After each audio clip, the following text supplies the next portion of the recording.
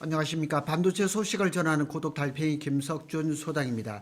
삼성전자 그룹 내에 아픈 손가락이라고 늘 하는 그 부서가 있습니다. 삼성 파운드리입니다. 근데 파운드리가 지난 한 3년 이상 그냥 적자를 수조 원씩 냈었습니다. 그래서 삼성전자의 영업이익률을 깎아먹는 가장 큰 원인이 파운드리였었습니다. 그런데 파운드리의 적자의 터널의 끝이 보입니다. 올해 4분기에 흑자 전환, 사실 올해 초에는 내년쯤에 흑자 전환할 것이다 이렇게 얘기를 했는데 올해 4분기에 한 1600억 정도의 흑자 전환, 그리고 2027년에는 1조 한 8천억 정도의 영업이익을 기록할 것이라는 굉장히 쇼킹합니다. 삼성의 아픈 손가락이 이제는 적자를 벗어나서 흑자가 된다. 그런데 그 조건이 여러 가지가 있습니다. 지금 걸려있는 그 얘기를 오늘 한번 해보도록 하겠습니다. 최근에 증권가의 전망을 살펴보면 삼성의 비메모리, 사실은 비메모리라는 말은 표준어가 아닙니다. 이게 시스템 LSI 사업부하고 이제 파운드리를 해서 이쪽에 시스템 반도체라고 이렇게 얘기를 하면 되겠습니다. 그래서 이것이 굉장히 전망이 좋습니다. 그래서 이 흑자가 삼성전자한테 어떤 영향이 있을까 굉장히 아주 흥미로운 그런 시그널일 수밖에 없습니다. 숫자로 보는 반등 시그널, 이걸 한번 보겠습니다. 26년 비메모리 1조 8천억 정도의 흑자 전망이 나온다 이렇게 얘기를 합니다. 자, 25년도의 적자가 한 3조 6천억 정도인데 이게 올해 한 4분기에 한 1,600억 정도의 흑자, 이게 26이 아니고 27입니다. 27년에 영업이익이 1조 8천억 정도가 될 것이다. 그래서 이거는 단순한 회복이 아닙니다. 고정비 레버리지 회복 구간에 진입을 했다는 의미입니다. 그래서 한동안 많은 사람들이 삼성의 파운드리를 분사를 시켜야 된다, 아니면 매각을 해야 된다, 이런 얘기 숱하게 많았었습니다. 그러나 우리 이재용 회장님은 절대 아니라고 변함없이 말씀을 하고 정말 수조 원, 수십조 원을 투자를 했습니다. 그 빛을 이제 보는 것 같습니다. 핵심 변수가 뭐냐? 첫 번째는 엑시노스 2700입니다. 2600도 아니고 2700입니다. 그래서 지금 2600을 지금 그 양산을 하고 있는데 다음 달에 갤럭시 S26이 나오죠. 거기에 일부에 여기 엑시노스 2600이 들어가는데 2나노로 지금 생산을 하고 있습니다. 그런데 엑시노스 2600은 2나노 2세대입니다. SF2 프리미엄 플러스 하여튼 뭐 이렇습니다. 이래서 개선된 2나노를 가지고 엑시노스 2700을 AP를 찍을 겁니다. 그래서 엑시노스 2700이 사실상 게임 체인저가 될 것입니다. 그래서 이 엑시노스 2700, 2600, 700 이 AP가 퀄컴의 스냅드래곤하고 차이가 얼마 정도인가? 뭐 95%를 따라갔다, 98%를 따라갔다, 이랬을 땐 얘기가 달라지는 거죠. 그래서 2세대 2나노 SF 삼성 파운드, SF라는 건 삼성 파운드리 2나노, 요걸 얘기를 하는 겁니다. 그래서 갤럭시 S27에 탑재되는 비중이 50%가 넘어서지 않을까 이렇게 예상이 되는 겁니다. 그래서 플래그십 AP의 자사 공정 생산이 확대. 그러니까 엑시노스 2600이든 2700이든 갤럭시 핸드폰이 많이 들어갈수록 삼성 파운드리의 이익은 점점 더 많아지는 거죠. 이 구조가 중요한 것은 시스템 LSI 물량이 증가하면 파운드리 가동률이 상승하죠. 고정비 부담이 완화되고 수익성이 급하게 이제 개선이 되는 거죠. 갤럭시 S26의 엑시노스 2600의 약 25%는 테스트 성격이 강하고, 그러니까 지금 삼성의 2나노 그 파운드리는 엑시노스 2600에 어떻게 보면 테스트 성격이 강한 것이고, 갤럭시 S27, 엑시노스 2700이 진짜 그 게임 체인저가 될 것이다 이렇게 보시면 되는 겁니다. 자, 이게 삼성 엑시노스 2600입니다. 잘 나온다고 보도가 살살 나오고 있습니다. 결정적인 건 이제 다음 달에 갤럭시 26이 나왔을 때 이제 뭐 이렇게 테스트가 이루어지겠죠. 핵심 변수 두 번째는 2나노의 수율 안정이죠. 삼성 파운드의 최대 약점은 수율이었습니다. 3나노도 수율 때문에 망했죠. 근데 2나노는 지금 좀 나온다고 합니다. 그래서 이번에는 SF2P의 수율 안정 궤도에 올라가야 됩니다. 내부 AP 양산이 성공하고 고객 신뢰를 회복해야 됩니다. 수율이 5에서 10%만 개선돼도 2나노의 ASP 판가라 그러죠. 높기 때문에 손익 분기점 돌파 속도는 기하급수적으로 빨라집니다. 그래서 반도체 수율 얘기하면 또 뭐 태클을 걸겠지만은 수율이 결국은 영업이익률하고 또 고객 신뢰하고 이게 직접적인 연관이 있고, 아무리 뭐 많이 찍어낸다 그래도 수율이 안 나오면 그거는 뭐 그냥 영업이익률은 형편없는 거죠. 세 번째로는 고객 포트폴리오가 이제 좀 많이 변화가 돼야 되는 거죠. 테슬라하고 이제 그 이나노의 23조 원 규모의 AI 그 6 이제 그 반도체를 이제 그 파운드리 수주를 했죠. 퀄컴 이나노도 지금 협의 중입니다. AMD라든가 엔비디아하고도 협력을 합니다. 하여튼 여러 회사들하고 지금 이 포트폴리오를 지금 계속 넓혀가야 됩니다. 엔비디아, 퀄컴이 복귀한다면 상징성이 굉장히 큽니다.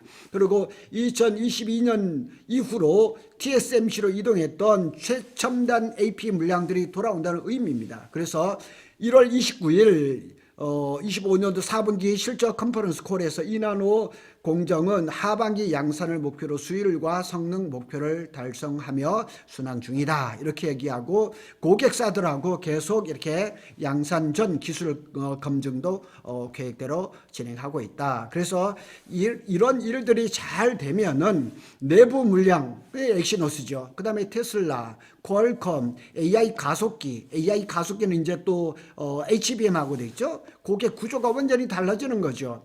24년에 평택 캠퍼스에 파운드리가 콜드 셧다운은 뚜껑비를 내리는 걸 얘기를 하는 겁니다.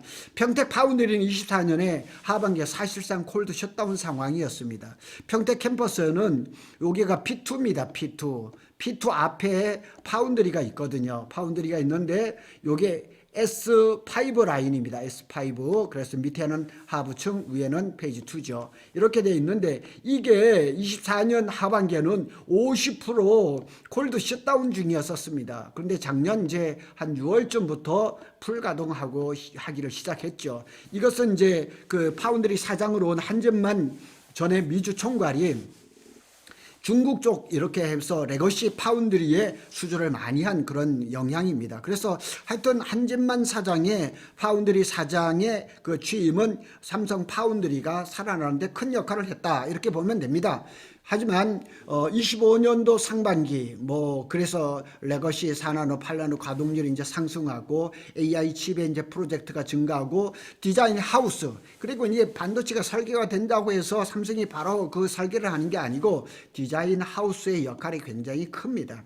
그래서 생태계가 다시 움직이기 시작했죠. 이게 그 한진만 그 미주 총괄이 파운드리 사장을 오면서 그때부터 움직이기 시작했던 겁니다. 이거 굉장히 중요한 신호입니다.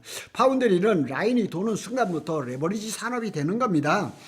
그리고 이제 또 중요한 거는 HBM4와 파운드리 결합 전략이죠. 그래서 HBM4를 만드는데 베이스 다이를 삼성 파운드리가 하죠. SK 하이닉스는 파운드리 라인이 없으니까 TSMC에서 맡기는 거죠. 그래서 HBM4는 4나노 파운드리 공정이 적용이 되면서 메모리, 로직 설계, 패키징이 통합이 되죠. 수직 계열하죠. 메모리 1위, 로직 역량이 결합이 되죠. AI 패키지 수직 계열화가 딱 이루어지면서 HBM4 이후부터 삼성의 저력이 나오기 시작한다는 얘기죠. 이거 한번 잘 보시면 지금은 5세대까지 HBM3E까지는 이렇게 로직, 여기에 HBM이 들어가죠. 여기가 이제 요 베이스 다이가 밑에 여기에 붙는 거죠. 여기에 붙고 인터포즈가 들어가고 이런 지금 이런 그 형상인데 지금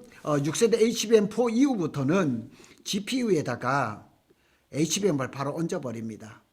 이런 지금 설계를 지금 하고 있고, 얼마 전에 세미콘 코리아에서도 삼성의 CTO가 이런 발표를 했습니다. 그래서 이렇게 하면서 이 파운드리의 중요성이 점점 더 높아져 가는 겁니다. 그래서 삼성이 향후에 HBM4E 이후에 HBM4E, HBM5, HBM6에서 SK 하이닉스를 앞지르는 거 아닌가, 이런 얘기가 많이 나오고 있습니다. 이 구조는 단순한 파운드리 회복뿐만 아닙니다. 메모리 기반 종합 AI 반도체 회사로서 전환이라는 큰 그림을 그리고 있는 겁니다. 그래서 삼성이 지난 한 2, 3년 동안 HBM에서 굴욕을 엄청나게 많이 겪었습니다. 그런데 HBM4를 하면서 또 파운드리를 하면서 또 이게 회복의 시그널을 보이고 있습니다. 그러고 이제 삼성 파운드리가 살아나는 데 있어서 큰 역할을 한 건 이재용 회장의 뚝심의 7년이라고 얘기를 할 수가 있죠. 이재용 회장이 지난 2019년 시스템 반도체 2030을 발표를 했습니다. 133조를 투자해서 시스템 2030년 시스템 반도체 1등을 하겠다 그랬는데, 그 이후에 파운드리 점유율이 그때 당시에 거의 20%까지 갔다가 지금 6%대로 추락을 했거든요. 욕도 무지하게 먹었습니다. 제가 앞에서 말씀드린 것처럼 삼성 파운드리를 분사를 시켜라. 분사하는 순간 삼성 파운드리는 고사 망합니다. 그런데 또 이렇게 다른 데다 팔아먹으라, 이런 얘기가 많이 했죠. 악재가 하면서 대형 고객사들이 이탈을 했고, 수율 논란이 있고, 적자가 지속되고, 그 사이에 또 이재용 회장은 사법 리스크가 있었죠. 그리고 작년 7월 17일에 대법원에서 무죄가 나오면서 자신감을 얻었고, 그 이후에 이 파운드리가 조금씩 살아나기 시작을 한 거죠. 이번에 흑자 전환이 실현된다 그러면 적자를 감내했고 체질 개선을 하고 고객 복귀, 이런 장기 투자 모델이 증명되는 순간입니다. 정말 삼성이 파운드리가 흑자로 전환을 한다 그러면 삼성의 영업이익을 이루는데 굉장한 역할을 한다는 거죠. 그러나 장밋빛만 있는 것은 아니죠. 리스크 요인은 항상 있습니다. 이나노 수율이 예상보다 낮을, 수율 얘기하면 또 저를 뭐라 그럴 겁니다. 결국은 반도체는 수율입니다. 퀄컴하고 계약이 이게 돼야 되는데 지금 긍정적으로 나옵니다. 요 계약이 불발됐을 때 또 약간의 또 악재가 있을 수가 있어요. 근데 TSMC는 가격을 계속 높이고 있는데 삼성 파운드리를 죽이려고 가격을 인하를 한다거나, 아니면 메모리 가격 급등을 해서 글로벌 스마트폰 수요가 둔화를 한다든가, 특히 이나노 수율이 70% 이상적으로 안정적으로 올라오지 못한다면 흑자 전환의 시점이 밀릴 수도 있다는 것도 한번 기억해야 됩니다. 결론을 한번 지어보겠습니다. 삼성 파운드리 진짜 전환점인가?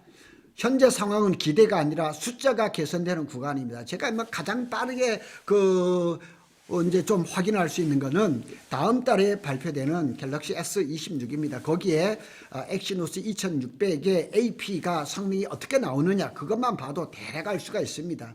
핵심은 세 가지입니다. 엑시노스 2700의 성공, 이건 내년입니다. 이나노 수율 안정, 이건 올해 엔주면 하반기에 나오겠죠. 퀄컴의 수주가 성사가 된다. 이 세 개가 맞물리면 26년은 삼성 파운드리 구조적 흑자 원년이 될 가능성이 높습니다. 제가 반도체 얘기 설명을 드리면서 구조적이라는 얘기 참 많이 드리죠. 구조적인 쇼티지, 구조적인 이런 얘기들이 많이 나오는데, 우리 삼성 파운드리도 구조적 흑자 원년이 될 수 있다. 그러니까 갤럭시 S26에 들어간 AP는 내부 물건이잖아요. 내부 이 물량이잖아요. 항상 있거든요. 항상. 그걸 여태껏 못 먹고 그냥 퀄컴에다 넘겨주고 이런 거였거든요.